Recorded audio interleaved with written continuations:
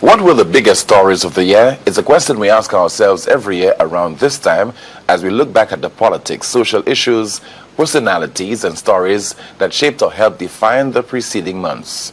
I'm Timothy Polio, and this is the DBS Year in Review, a look back at some of the more compelling stories for the year 2017. The 2017 Year in Review is brought to you by Casabella.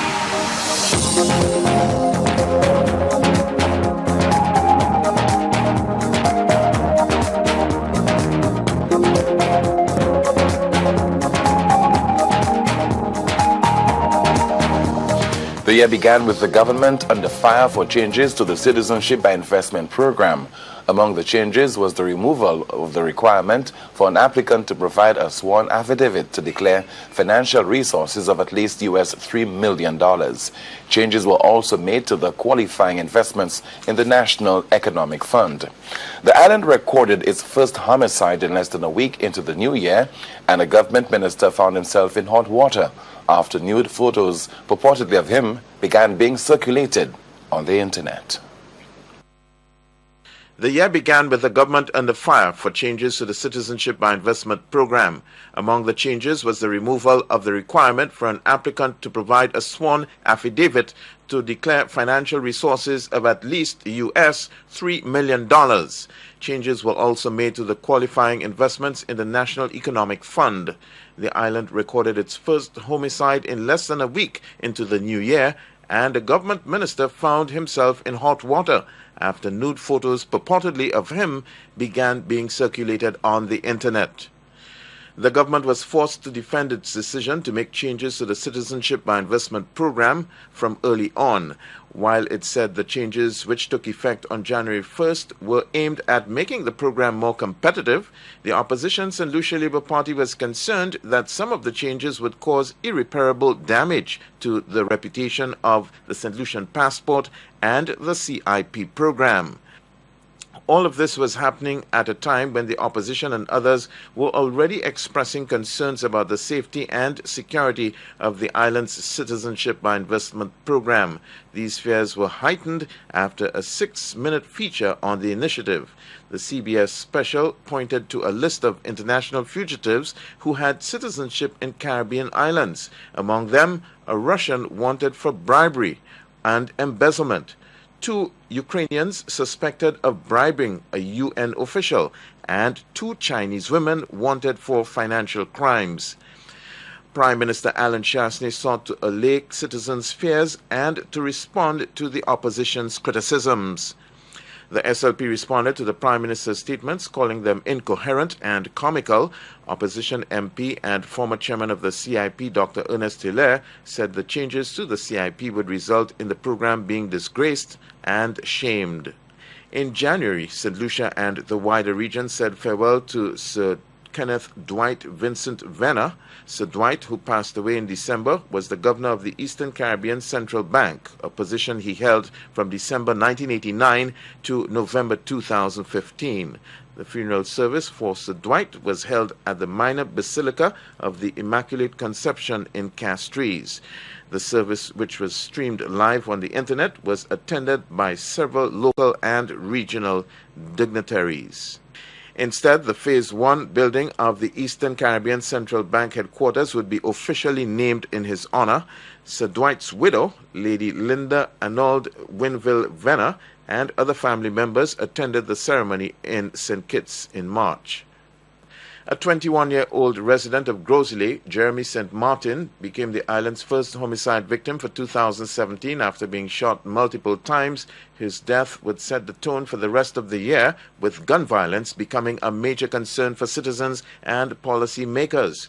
Even the police would find that they needed protection from gun violence. Concerns that our laws too easily let dangerous people get away with mere slaps on the wrist for dangerous crimes led to calls for tougher legislation.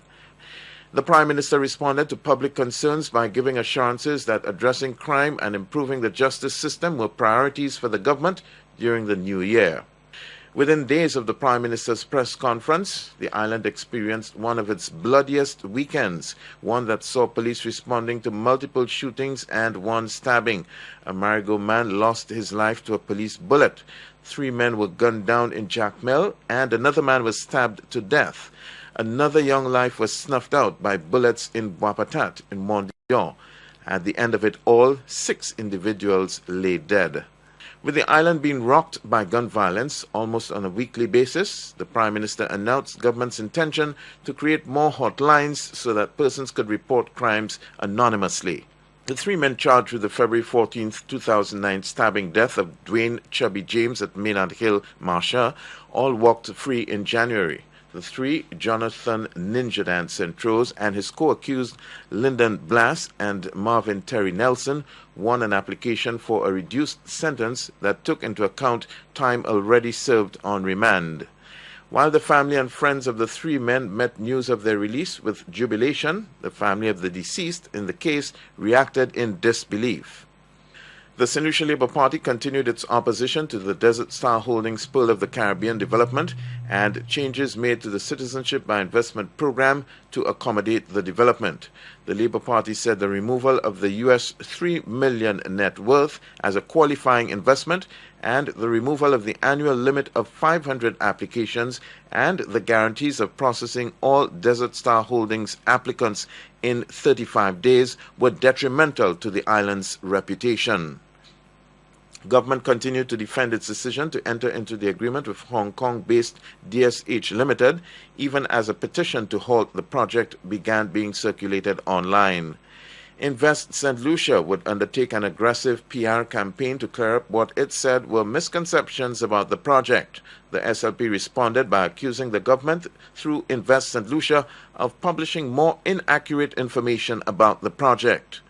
Prime Minister Alan Chesney, meanwhile, would meet with Chairman of Desert Star Holdings Limited, Mr. Theo Aking, in the UK to discuss ongoing plans for the Pearl of the Caribbean project.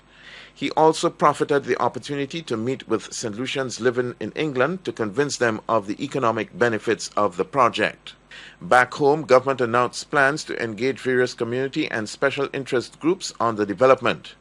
The opposition party was adamant that the agreement was a bad deal for St. Lucia and that there should be no Pearl of the Caribbean project unless the agreement was renegotiated. It even went as far as calling for a referendum on the issue. A young woman was charged in January with attempting to extort money from Minister in the Ministry of Finance, Dr. Eubaldus Raymond, in exchange for not publishing nude photos of a man in his likeness. The photos were widely circulated on the internet. The teenager appeared in court where she was granted bail in the sum of $10,000. The case led to several calls for the minister to be fired, but Prime Minister Alan Chesney said Cabinet would wait for the outcome of the investigation before deciding on the minister's future with the government. Several of Raymond's Cabinet colleagues came under fire for their silence on the issue. Outspoken Castries Central MP Sarah Flood-Bobra was singled out for her silence. The opposition Saint Lucia Labour Party would eventually break its silence on the scandal, but stopped short of calling for Raymond's resignation, saying instead that he should be guided by his conscience. Raymond would show up for the first sitting of Parliament since the scandal broke, only to be greeted by protesters who were demanding his resignation. The case also led to calls for the more responsible use of the digital technology and for new legislation to protect the victims of revenge porn. For the Year in Review, I am Don Nicholas. In February, the residents of the tight-knit community of Activille-Leclerc were left in shock by the gruesome discovery of the bodies of a couple, apparently stabbed to death while they slept. The Prime Minister's promised reduction in the value-added tax took effect, moving the standard VAT rate from 15 to 12.5%. And NICE employees were left on edge by reports that the program would be ended by the new government. Residents of Activille-Leclerc woke up to the gruesome discovery of the bodies of a couple stabbed while they slept. By this point, the island had already recorded 11 homicides. These latest killings pushed the number of homicides to 13. There was a lot of concern about the emotional well-being of the two children who discovered the bodies of their slain parents. One man would turn himself over to police in connection with the double murder. The nation was shocked to learn that he was the female victim's ex-lover and father of her 2 children. The double murder would bring the tight-knit community closer together. A vigil was organized in honor of the dead and in an effort to bring some comfort to residents. A week later, grieving relatives and friends mustered the courage to say their final goodbyes. The house where the couple was stabbed would eventually be demolished. Residents said the action was necessary as the structure served as a painful reminder of the gruesome incident. The Prime Minister's promised reduction in the value-added tax took effect in February. The standard VAT rate moved from 15 to 12.5%. 4 weeks leading up to the change, the Inland Revenue Department had been working with business owners to ensure they made adjustments to their point-of-sale systems to reflect the expected changes in the value-added tax rate. The new rate followed legislative amendments to the Value-Added Tax VAT Act. As such, all VAT-registered businesses were required to make the necessary adjustments to their point-of-sale systems to reflect this reduction of the VAT rate. Consumers were asked to remain vigilant and review their VAT invoices and sales receipts when transacting with VAT-registered businesses. The Ministry of Consumer Affairs would be called upon to investigate complaints from consumers that a number of businesses were still charging customers the old value-added tax rate even after government's 2.5% reduction in the tax. Director of Public Prosecutions Dazrin Green announced he would be moving forward in the impacts case. The US and EU governments had been applying pressure on the local government to ensure due process was carried out in that case. Support for local law enforcement had been cut until this could be done. The government launched its new festival in February. The event would replace the decade-old Saint Lucia Jazz Festival and would see a number of existing festivals lumped under one umbrella dubbed the Soleil Festival. The festival would feature a cross-section of music genres and see the return of the Food and Rum Festival. The new festival has got the support of the head of the Folk Research Center and former CHTA president. Concern about mounting murder figures led to calls for a joint sitting of Parliament on crime. The idea received mixed reactions. Grosile MP Leonard Montoute was the first to shoot down the idea. He did not believe it was a solution to the problem. The suggestion was not without precedence, though. The 2 houses of the Saint Lucia Parliament held a joint sitting to debate the issue of crime in 2001 as part of a comprehensive approach by government to come up with effective solutions to the problem. Then Prime Minister Stephenson King proposed a similar sitting in 2011. This latest call has been met with mixed reaction, with some questioning its effectiveness. Leader of the opposition, Philippe J. Pierre, on the other hand, supported the idea of a joint sitting of Parliament to deal with crime. The case of a Canadian man accused of drowning a 4-year-old boy in Vieux-Fort continued in February. Sahab Jamshidi was charged with causing death by gross negligence or recklessness in the drowning of Terrell Joshua Elibox in the sea on February 22, 2015. Reports at the time suggested that the child fell into the sea after getting a ride from a kite surfer, while others claimed that the Canadian national was trying to help the child after seeing him struggle in the water. Earlier attempts to have the charge dismissed were rejected by the judge. Jamshidi was ordered to pay the sum of $75,000 in compensation to the family of the deceased or be imprisoned for 3 years until the full payment was made. Individuals attached to the National Initiative to Create Employment were up in arms after being informed that their contracts were under review. Government quickly refuted claims that the NICE employees would be axed. Instead, government claimed that they were simply going to restructure the nearly 5-year program. Employees who worked in the home care for the elderly component of the NICE program were informed that they would be retrained. However, the government highlighted a number of deficiencies with the program, which it said needed to be attended to. The St. Jude's Hospital audit report was leaked out despite attempts by the island's Economic Development Minister to keep it concealed until he was ready to release the findings. He blasted the public service, saying that it could not be trusted regardless of which government is in power. The long-awaited audit report had been turned in January. The audit was launched to find out the reasons for the delay in completing the hospital and what happened to the funds allocated for the project. Economic Development Minister Guy Joseph said government would not hesitate to prosecute anyone found to have been engaged in embezzlement or mismanagement of public funds. The year in review will continue in just a moment. Economic policies would favor them or put more burdens on their shoulders. Also in March, the world was stunned to learn of the passing of the island's lone surviving Nobel laureate, Sir Derek Walcott. Crime figures continued to rise, leading one local pastor to declare that only divine intervention could save the country from drowning in blood. Prime Minister Chesney announced plans to unveil a 4-year strategy when he presented his first budget. A major focus of the plan would be the reduction of the island's debt to gross domestic product ratio. Meanwhile, the pressure began being brought to bear on the administration to turn the economy around. There were no doubt that it would have some tough decisions to make. Even former Prime Minister Dr. Kenny Anthony admitted that if drastic steps were not taken to address the island's fiscal situation, it would be firmly on the path to an IMF program. The government was advised to move with urgency to develop a strategic response to the economic crisis facing the country.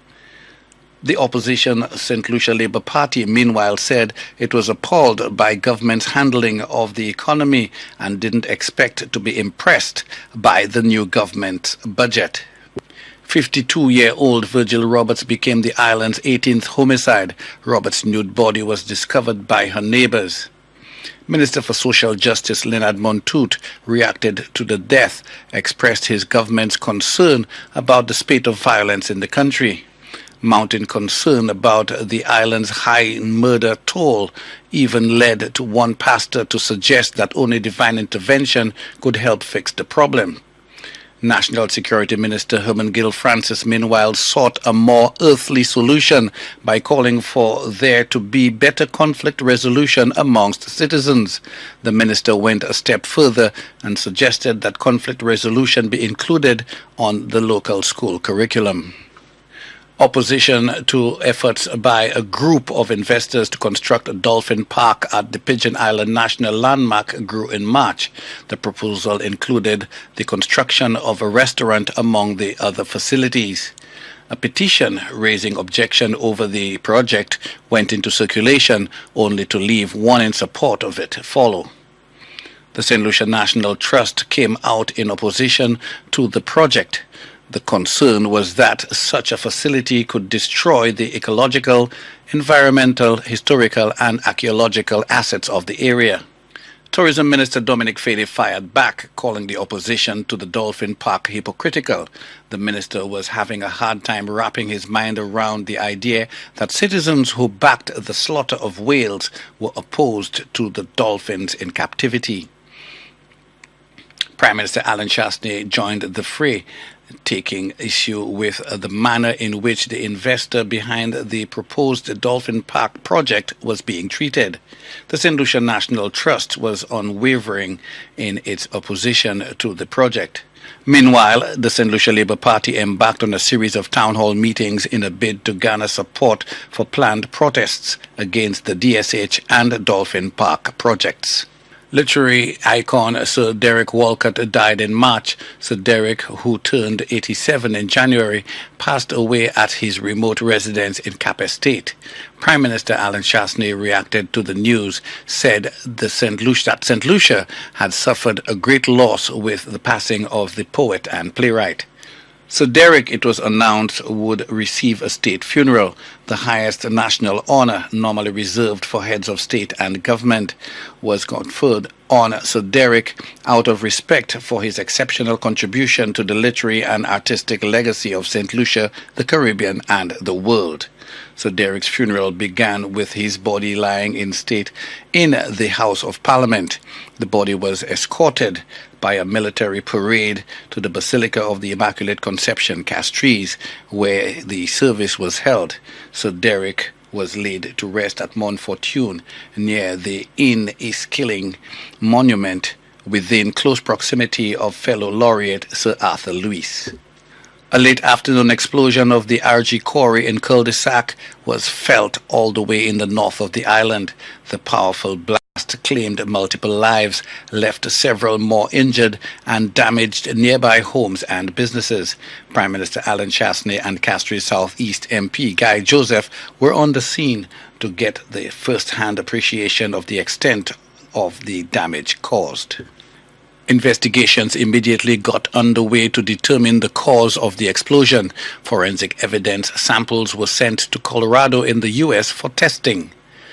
The Reno Gajada group of companies pledged its full support to investigators. The Victoria Hospital had a mass casualty management system severely tested by the incident, but it got high marks for its ability to coordinate efficient responses and patient care with other agencies.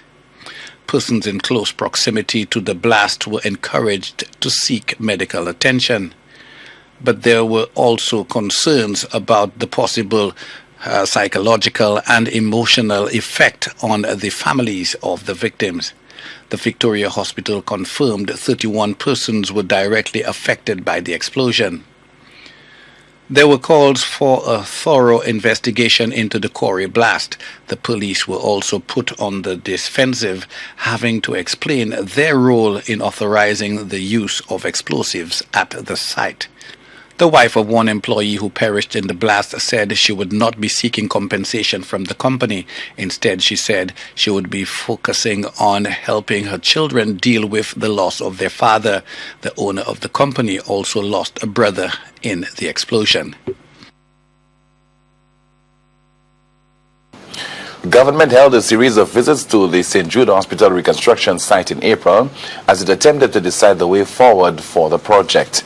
Meanwhile, the administration prepared to present an AC $1.5 billion national budget. The business community waited with bated breath for the months-old government to demonstrate how it planned to solve the nation's fiscal problems or how it intended to re-engineer the island's vital agriculture sector. Speculation became rife that this might be the Governor General's final throne speech after nearly 2 decades in the position. But neither her office nor the government would confirm the reports. Also in April, investigations into the explosion at the Reno Gajada construction site at Cul-de-sac were wrapped up and a report handed over to the authorities. The explosion claimed 4 lives, injured many more, and damaged nearby property. Government said it was determined to identify the root cause of the tragedy. An integrated approach to the health services and the creation of a more inclusive and equitable education system were among priority areas for the government, as outlined by the Governor General in her throne speech at the commencement of the second session of the 11th Parliament in April. The speech outlined the government's agenda in a number of areas, including security and external relations. Prime Minister Alan Chesney would have to defend his government's decision to borrow additional money to sustain the economy. The opposition, in reacting to the PM's budget presentation, said it would lead to the island's economic ruin. Criticism of the budget continued, with a number of individuals and groups expressing disappointment that funding for many programs were cut from the estimates. It's very interesting, especially since agriculture grew by 4% last year, especially the livestock subsector, with very important growth. So I'll await the policy statements, but the figures clearly indicate that a number of programs were cut. And so I look forward to the debate and to hear the explanations by the Minister. The director of the Saint Lucia National Trust was also concerned about news that this year's budget would see a significant cut in the organization's annual subvention. Speculation was rife that the move was in retaliation to the Trust's opposition to the Pearl of the Caribbean project, a project which the organization believed could be detrimental to the island's ecological, environmental, and archaeological assets. Prime Minister Alan Chesney defended his government's decision to withdraw the annual $700,000 government subvention to the Saint Lucia National Trust. He denied that it was a retaliatory move, as a number of other entities would suffer a similar fate. In the case of the National Trust, the intention is that I don't believe that government should be paying for the recurrent expenditure of the trust. So if the trust has a business plan and wants to make an investment, then they're free to approach the government and make that request, and we'll invest it on the basis of the merit of the project. As I indicated to you previously, the trust had submitted a plan to Cabinet of which Cabinet is still awaiting final information, a feasibility study, which called to convert the current museum into a conference facility and the restoration of an older building to become the office of the National Trust on Pigeon Island. He said the decision was part of efforts to tackle the country's worsening fiscal situation. The trust called the withdrawal of its annual subvention unprecedented, unjustified, and exceedingly unfortunate.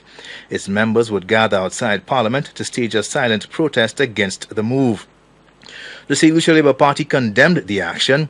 The opposition called the move vicious and vindictive and said it reeked of victimization. This government is the most vindictive government ever in the history of Saint Lucia. And you let it pass. No one seemed to take that on. The government changed its cabinet secretary. Never before in the history of Saint Lucia has a cabinet secretary ever been fired. Then the government went and a senior minister proclaimed in the cabinet that supporters of the Labour Party will have to cry. No one took that on. Another senior minister made the point that 90% of the people, once they are supporters of the SLP, can suffer. There is no fallout. No one took that on. Things would take on a more personal tone with the Prime Minister being accused of orchestrating efforts to have the director of the National Trust, Vishnu Tulsi, removed. Opposition members of Parliament opted to walk out of the House of Assembly in April after a motion to debate what they deemed negative changes to the Citizenship by Investment program was removed from the order paper. The SLP alleged that this was done just minutes before the commencement of Parliament. We believe that the government is abusing its power and it's part of a pattern being followed by this government. You may have noticed the attack on reporters. You may have noticed the attack on private citizens. You may have noticed the attack of the Prime Minister calling people hypocrites and liars in public. You may have noticed how the government always seems to be deflecting facts. And we believe that the government does not want the people of Saint Lucia to hear what they've done as far as the CIP program is concerned. Government responded by saying that all the opposition members of Parliament had to do was simply resubmit their motion to debate the changes.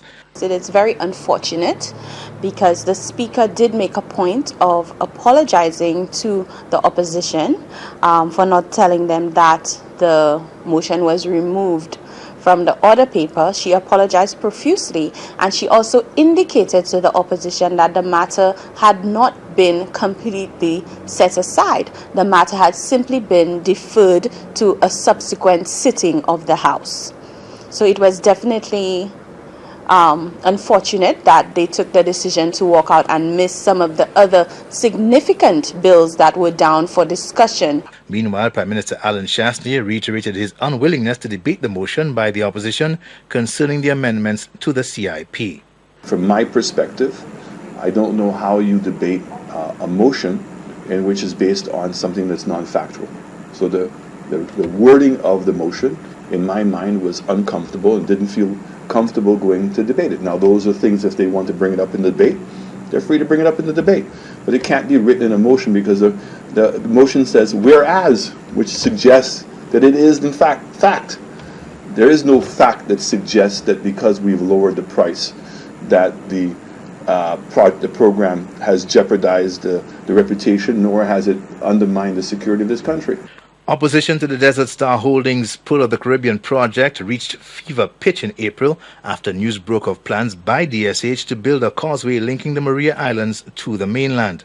Local and international conservationists said the project would mean certain extinction for some of the country's most valuable wildlife and that it posed a serious threat to the country's ecological, cultural and archaeological heritage. Meanwhile, members of the local equine industry joined in voicing concerns about the benefits of the DSH Pearl of the Caribbean project to the sector. A major part of the project involved the creation of a new equine industry with the building of a state-of-the-art racecourse. The Prime Minister had repeatedly tried to sell the project on its job creation potential as well as opportunities for local equine players to become professionals. But local riders were not convinced. Some of the major concerns of the association include the transition for those locally who want to move from our level of horse racing to what obtains internationally. That is one concern. The majority of equine enthusiasts in Saint Lucia may not be able to actually afford to own a thoroughbred. And so it's of our concern whether any programs or any facilities will be put in place to help bridge that gap. The Concerned Citizens of St. Lucia would join the Viewfort Concerned Citizens Coalition for Change to protest the DSH project being implemented in the south of the country. A week before, the group held a whistle-stop tour in the north. That activity took the form of a motorcade of vehicles which went through a number of communities. Despite the opposition to the project, an official signing ceremony for the controversial DSH project took place in April anyway. There had been repeated calls for government not to sign the deal in its current form. Kushabi Alexander, the teenager accused of attempting to blackmail Senator Eubaldus Raymond, made another court appearance. Another young woman would also be charged in connection with the Eubaldus Raymond blackmail case. On Monday, April 17th, 18-year-old Kershel Louis of Kazabag Rosalie was formally charged for the offense of aiding and abetting in connection with blackmail. She was subsequently taken before the court for a bail application. She was granted bail in the sum of $5,000 cash or suitable surety. There are also reporting conditions. She has to report to a certain police station on selected days of the week.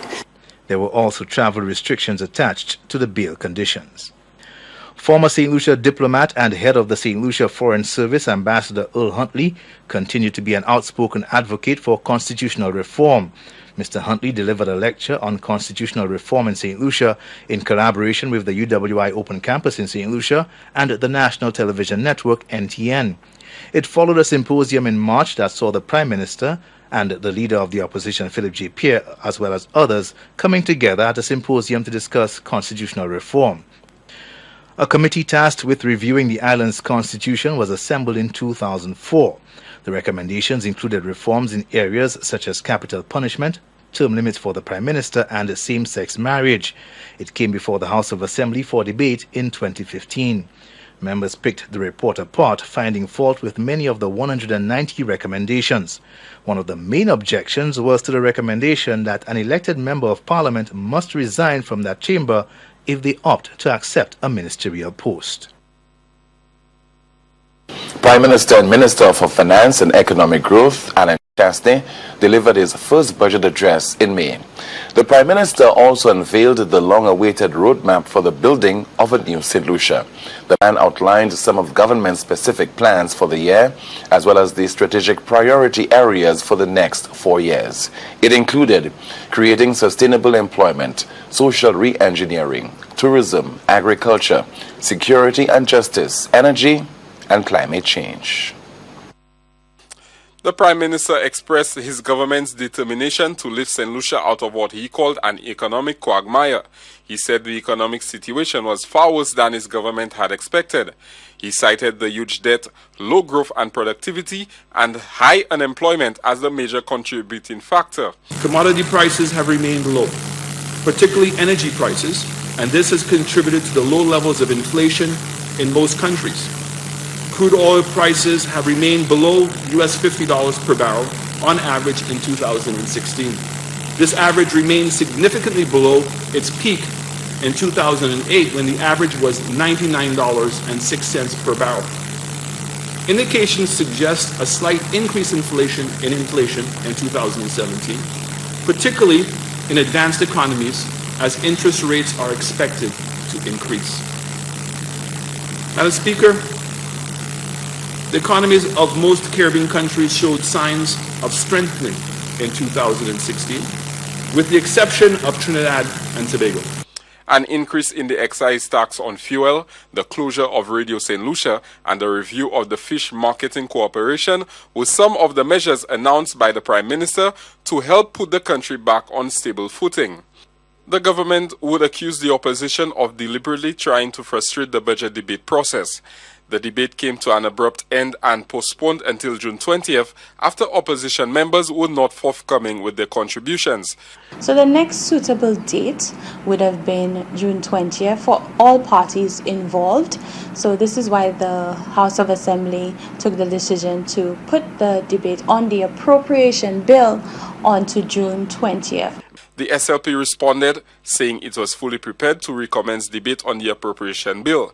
It saw the suspension as another instance of the Prime Minister demonstrating a readiness to abandon long-held traditions of the Parliament. First, by failure to nominate one of his members to be Deputy Speaker.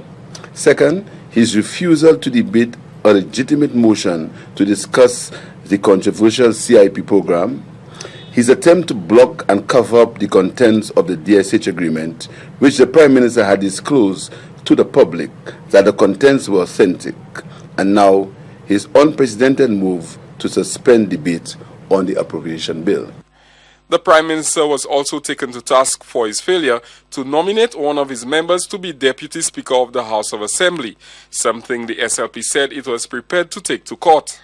The announcement of the closure of RSL put an end to months of speculation. In fact, the Saint Lucia Civil Service Association had begun meeting with members employed at Radio Saint Lucia since January after reports that the station would be shut down first began circulating. The union continued meeting with management and staff of the station to discuss their futures. Minister and Broadcasting Dominic Fede also met with RSL employees. The increasingly competitive media environment with about 20 radio stations and 5 television stations, as well as dwindling advertising revenue, were offered as reasons for the closure of the station.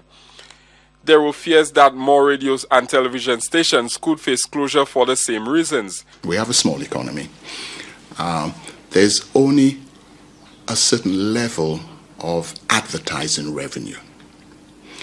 And what has happened is that there's been a race to the bottom. So an advertising spot, which used to be at its height around about $150 to $200, you can now get that for under $1 Eastern Caribbean dollar per spot.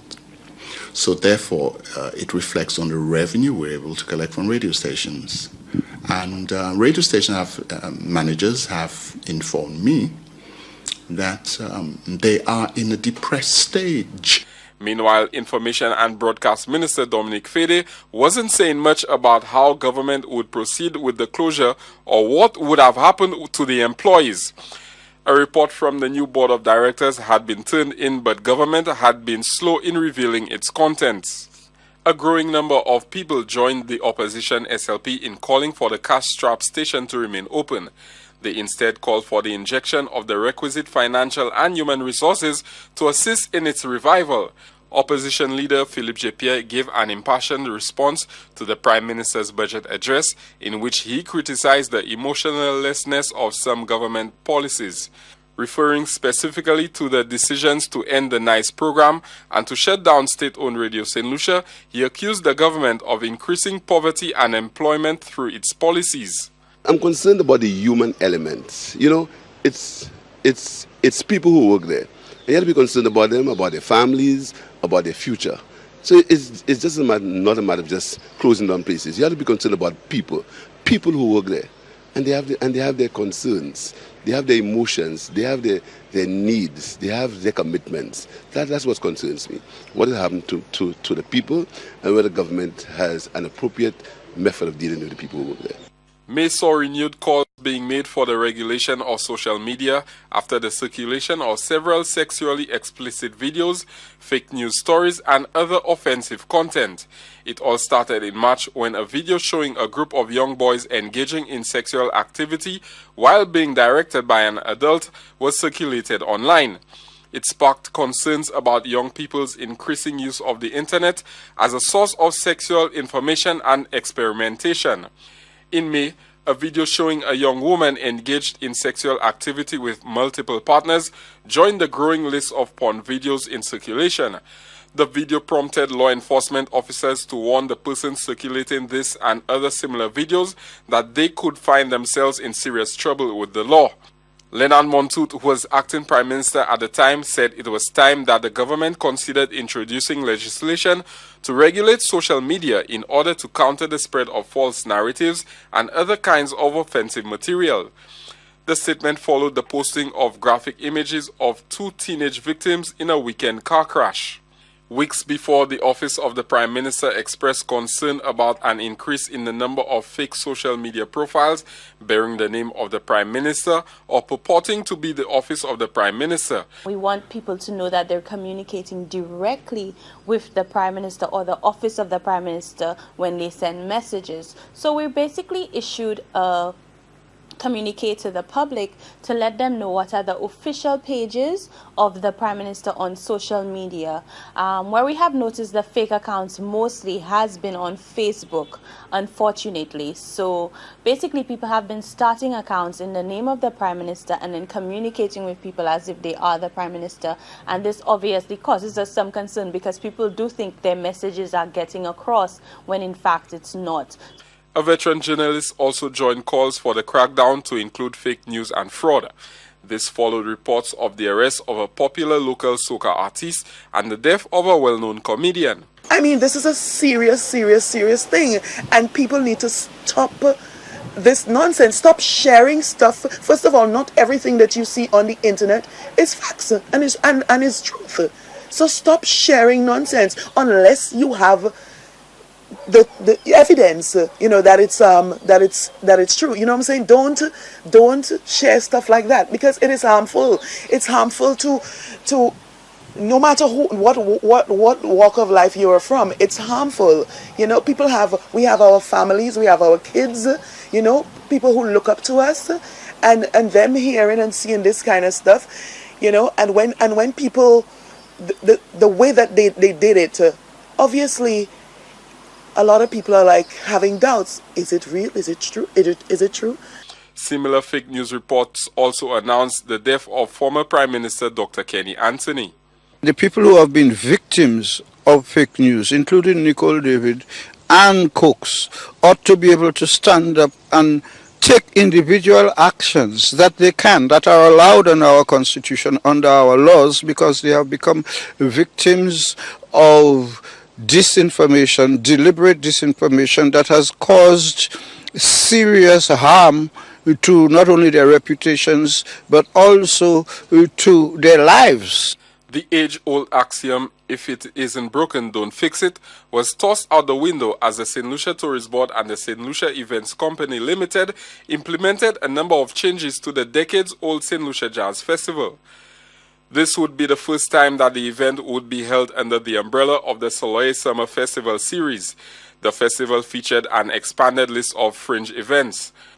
Not all the changes were welcomed. Prime Minister Alan Chesney was forced to defend his government's decision to replace the Jazz Festival with the Soleil Summer Festival and the subsequent decision to pump $3 million into Carnival. Well, I've said the Jazz Festival, as you know it, the Jazz and Arts Festival, is dead. So to compare this event with that event is not appropriate. We have indicated that we're going to put the $14 million that was being spent on one event that could not generate a return because it did not have any TV coverage. All the hotel rooms were sold when you were looking at the number of artists that we had. So it was the government paying for people to stay in hotels. So we were cannibalizing our own success. The question is, was it legitimately making an economic impact on the country? In responding to the criticism, the Prime Minister said it would take at least 3 years before the Soleil Music Festival was able to realize its full potential. I'm accustomed to that. So when I started jazz, they were the same naysayers. I'll say to the naysayers that jazz has done what it was supposed to do. And it's shown us that we can put on a world-class festival. What we need to do now is to take that talent that we've learned and the skill set that we've learned and harness that now and develop our own culture. So Carnival and Creole Heritage, in my mind, the Creole Heritage Festival and Carnival need to be the two largest festivals.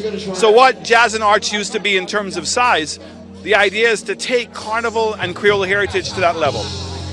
The Jazz Festival is to be pure jazz, because that's what it is. And there is a huge market of African Americans and West Indians who that's all they want, and in this beautiful setting. The Roman Catholic Church came under heavy fire in May after the Archbishop dared to call for more public discussion on the controversial Desert Star Holding Pearl of the Caribbean project. Already the church was being called upon to discipline one of its priests for openly participating in protests against the DSH project. The church did not believe that the town hall meetings held by the government and Invest Saint Lucia were doing enough to address the public anxieties over the project. Talk show host Rick Wayne criticized the church for commenting on the issue while it chose to remain silent on several others. The little girls that has Catherine Seeley's going crazy, all the abuses of women and all that not, has not moved anybody from the church to say anything. Nothing at all. The murders, nothing at all. Women don't feel safe anymore, nothing at all. And all of those people are in the congregation. But now, the congregation apparently didn't care about all these murders, all those rapes, all those abuses of women. The congregation didn't care either. The Labour Party defended the Roman Catholic Church statement. Why should they attack the church? À présent, c'est yo qui paie. Yo qui paie. Because my brothers and sisters, tout ça nous qu'a fait, et tout ça Jean Saint Lucia qu'a fait, c'est demander question, avec demander moun question, avec flambeau, avec supporter flambeau, avec gouvernement flambeau, qu'a aller en boyo. Ça fait personnel, Jean Pays Saint Lucia. Ça pas jamais fait. Meanwhile, the Prime Minister was forced to distance himself from what some saw as an attack on a member of the clergy by the Prime Minister's father. During his weekly TV talk show, Michael Chesney accused the priest of causing the church to become involved in politics and of doing so himself by participating in demonstrations against the multi-million-dollar Pearl of the Caribbean development. Since you are so concerned about the citizens of the South, who are 99% black, I would suggest that you educate yourself. You've educated yourself enough now. You should go back to America and take care of your own country, where the slogan is Black Lives Matter. Father Murray, let me say to you that some time ago, Sir John Compton passed legislation called the David England Act for interference into this country. You are a foreign national. You were brought here to represent the church. Stick to your last, Father Murray, because those demonstrations you are participating in will do you no good, because the day of reckoning. If you are a priest and you're supposed to be telling the truth, that's not what you came to Saint Lucia for. Government would eventually meet with officials from the Catholic Church to discuss the DSH Pearl of the Caribbean project and to allay its concerns. The Saint Lucia Labour Party decided to take its opposition to the DSH project to the streets with a protest march.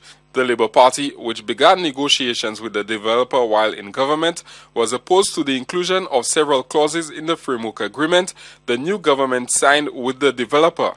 The opposition was adamant the project should not proceed unless those clauses are removed. Even the Lucian People's Movement would eventually declare its opposition to the multi-billion-dollar Pearl of the Caribbean project. Prime Minister Alan Chesney would invite Chairman of Desert Star Holdings Theo Aking to personally elaborate on the plans for the multi-billion-dollar development.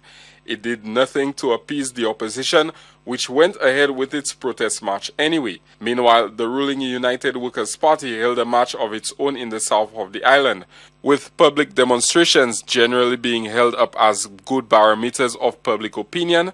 The ruling party seemed to have set out to prove that its policies had as much support as they did opposition. They're marching for development, are marching for progress, are marching for unemployment. Saint Lucia has been stagnant, and we need to bring the South up. We need what we are marching for. I am not marching against any political color. I am marching for progress because I want my grandchildren to enjoy what I enjoyed in my earlier years. I am marching to support the government's initiative.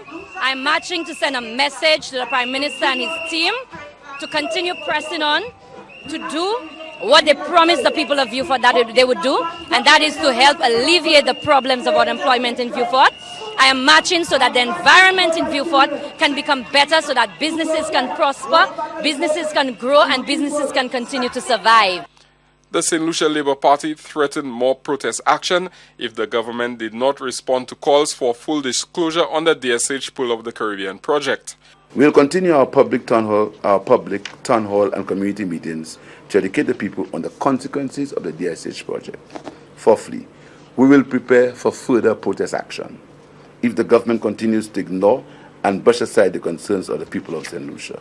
Accordingly, we will be discussing with the police various options for a peaceful process in the event that this is needed. The month ended with staff at Invest Saint Lucia and the Citizenship by Investment Unit denying opposition claims they did not approve the controversial DSH Pearl of the Caribbean project.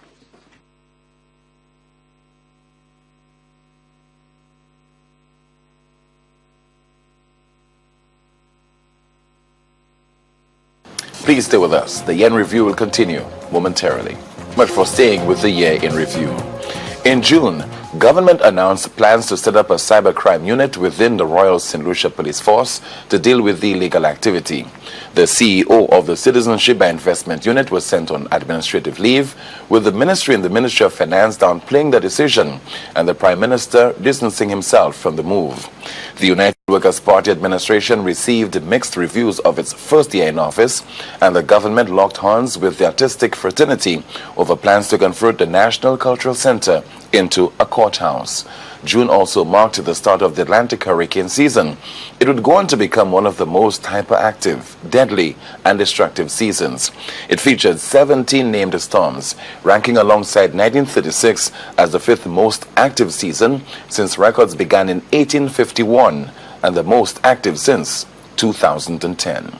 The UWP government received mixed reviews of its first year in office, with some believing it had bitten off far more than it could chew. The party was voted in after promising to turn around an ailing economy, reduce the country's debt, and reduce unemployment. I think the decision to enter into a contractual arrangement was a little premature. It lacked the consultation that was necessary to make a decision that has, has implications for way into the future in terms of the country's development. I think the other noticeable decision of the government is, I think too many projects were stopped. And in the process, I think the economy lost momentum. And that's another feature, I thought, of the government. And the government has never really had a chance to settle down. And like I said, I think it took on too much, tried to do too much in too short a period of time. The opposition Saint Lucia Labour Party predictably gave the new government a failing grade.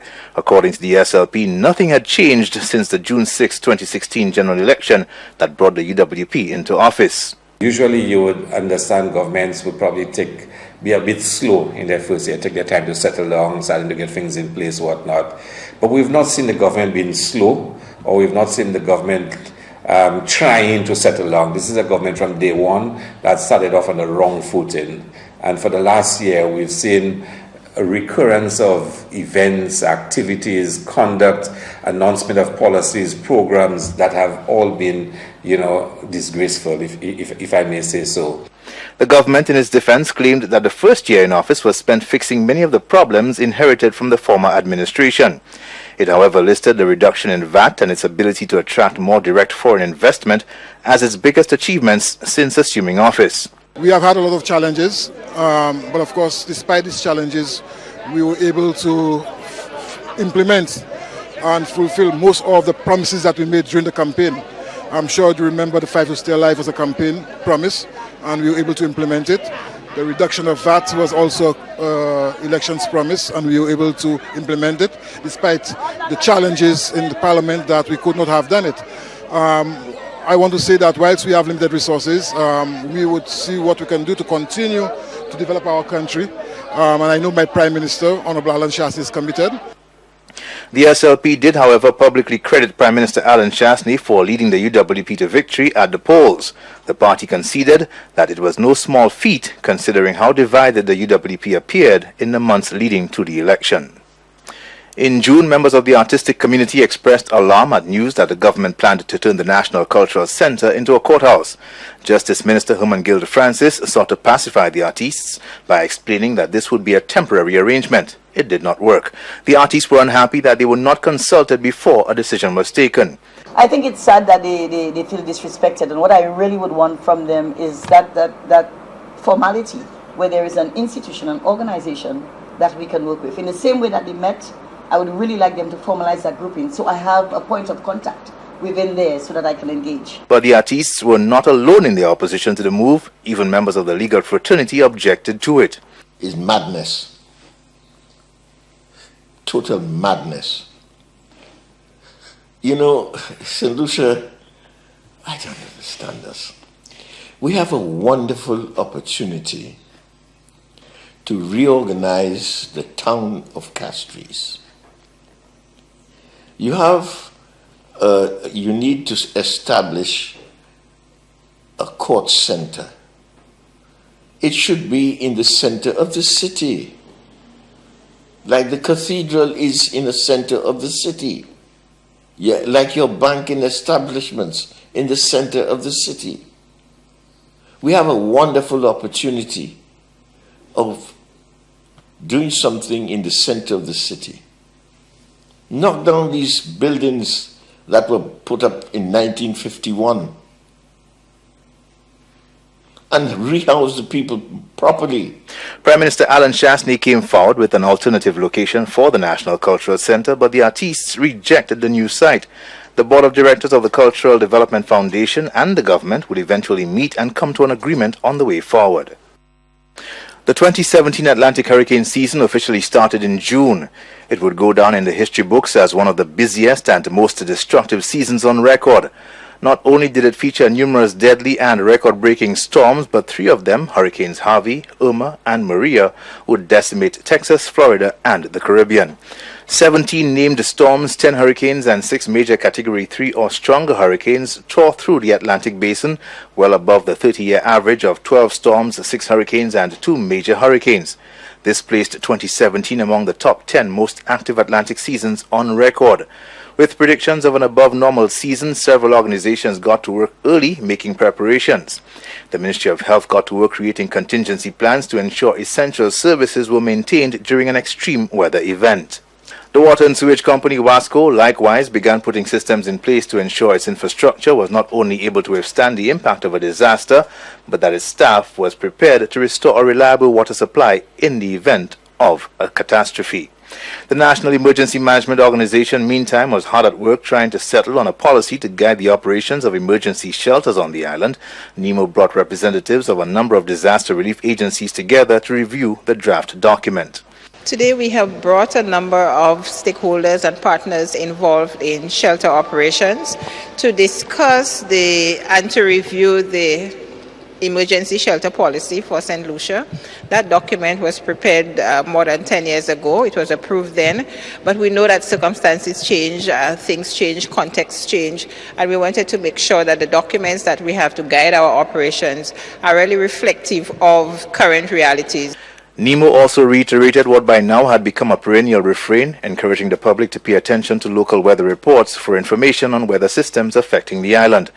The organization noted that a lot of people were paying attention to advisories from other islands and in some cases causing unnecessary panic.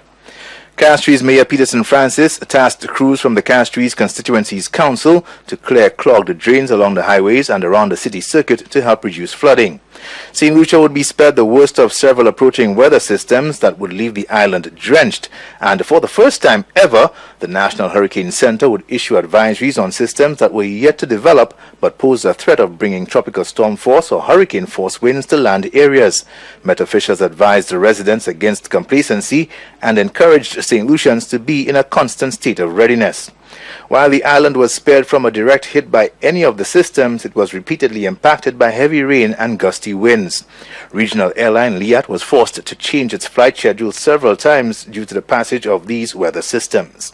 Agriculture Minister Ezekiel Joseph was concerned about farmers surviving the hurricane season with minimal damage to their crops. The sector was still struggling to recover from successive disasters, the most recent being Tropical Storm Matthew in 2016.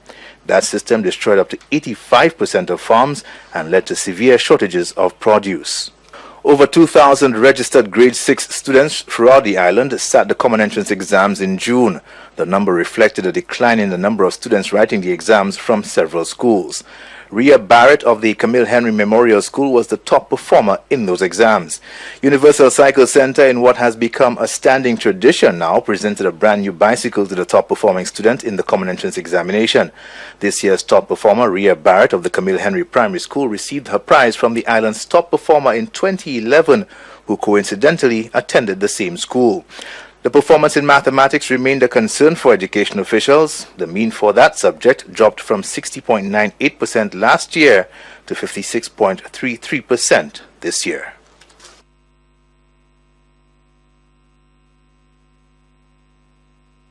The month of June saw the Acting Director of Public Prosecutions asking for more time before making a statement on the impacts case. The entire country, along with the EU and US governments, had been waiting with bated breath to hear how the acting DPP would proceed. Also in June, the co-accused in the Lambert's human trafficking case were all released on bail. The CEO of Lambert's Academy, Dr. Iftikhar Shams, had been released earlier. The three co-defendants were granted bail in the sum of $17,500. The doors of state-owned RSL were finally shut, and the island hosted its first carnival under the Soleil Summer Festival brand. Radio Saint Lucia made the headlines once again in July after staff failed to receive June salaries. The Media Association of Saint Lucia expressed concern about the development, which came just weeks after government announced it would shut the station down. No indication was given when the decision would take effect or what would happen to the employees. Information and Broadcasting Minister Dominic Fede promised to make a definitive statement on the future of the station by the end of July.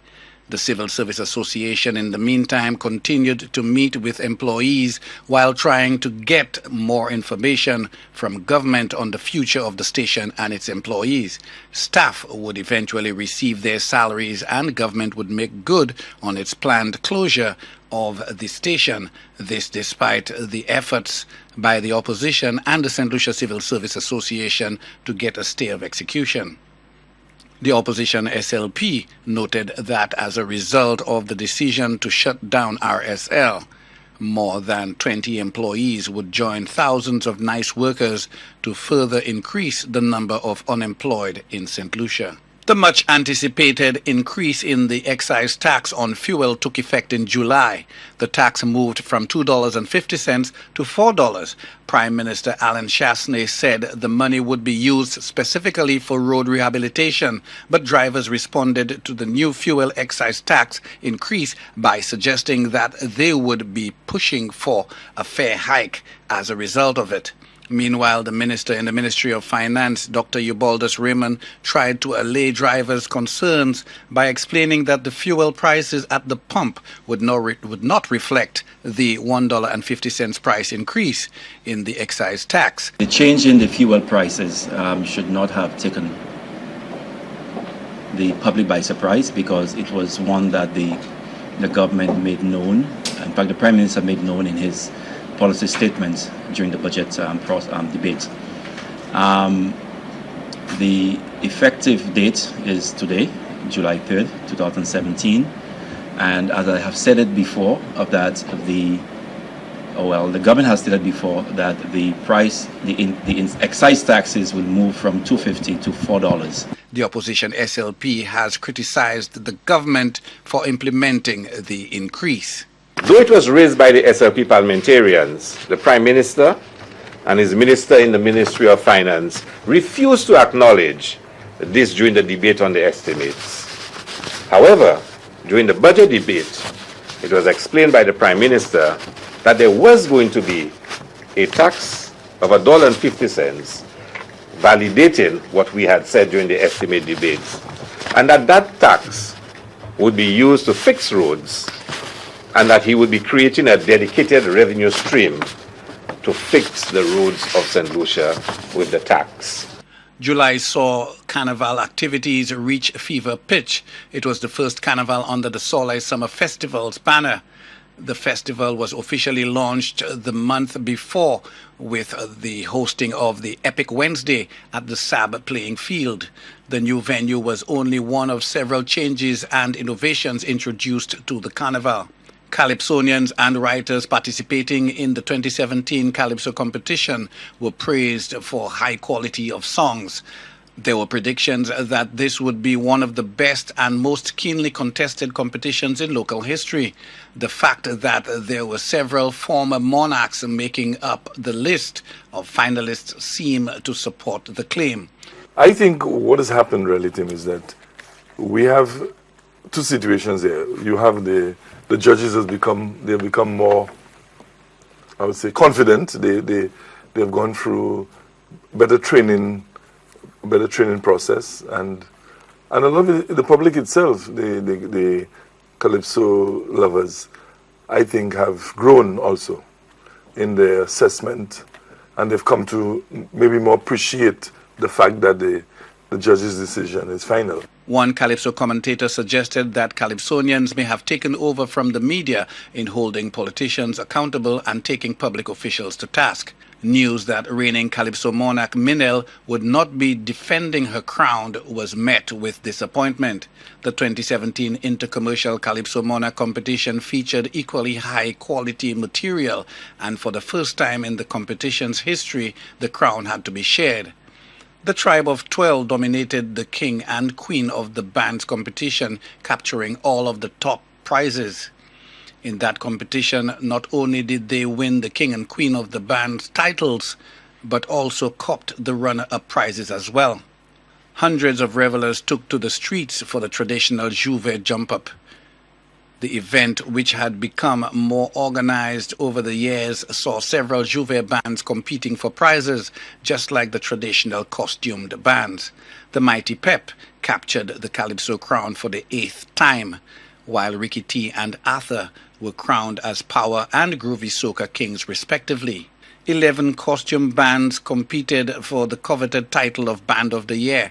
The judging began on Carnival Monday with the traditional parade of the bands. The second day of Carnival appeared in danger of being cancelled after Met officials put the island under a tropical storm watch.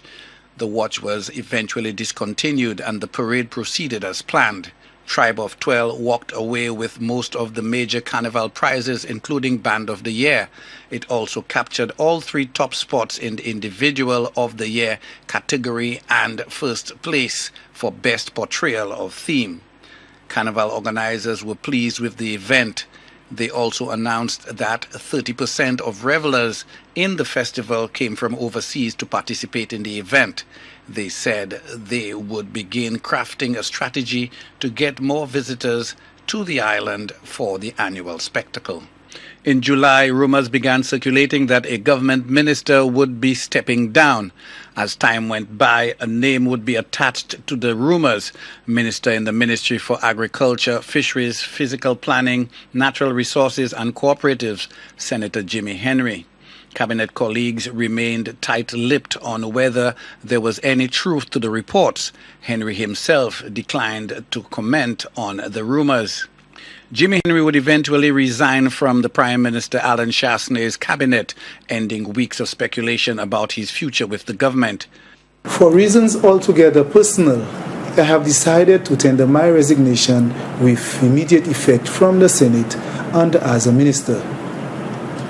Due to these personal matters, at this time I am unable to give the attention necessary to my ministerial duties. The Saint Lucia Labour Party wasted no time in calling on the government to provide clarification on Senator Henry's resignation, which the party said was unconstitutional anyway.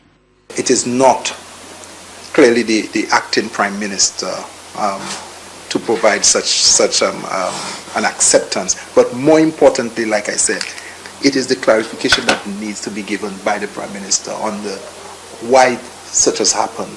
So the acceptance of the resignation is one thing, but there needs to be some clarification why. It was not like the ministers fallen sick or persons who were aware, but what was in the media preceding this was this allegation with regards to a conduct of investigation. The opposition said the people of Saint Lucia deserved a full and clear explanation about what led to the resignation. Prime Minister Alan Chesney, meanwhile, denied that Senator Henry's resignation had anything to do with him being stopped and searched at the George Charles Airport. Henry said he resigned for personal reasons, but neither he nor the Prime Minister would elaborate on what those reasons were. Leader of the opposition, Philip J. Pierre, continued to apply the pressure, demanding to know if Prime Minister Alan Chesney carried out due diligence when he selected Henry as a UWP candidate and then as a member of his cabinet. Those calls would go unanswered. Member of the Parliament for Soufrière, Forcer Jacques Herod Stanislas, would eventually be appointed to replace Henry in the Ministry of Agriculture, Fisheries, Physical Planning, Natural Resources and Cooperatives.